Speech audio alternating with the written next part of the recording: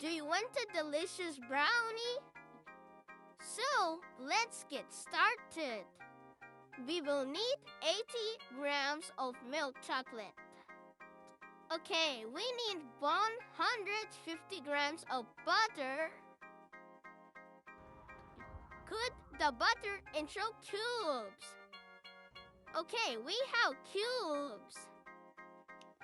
Slate. Put everything in a bowl and melt it.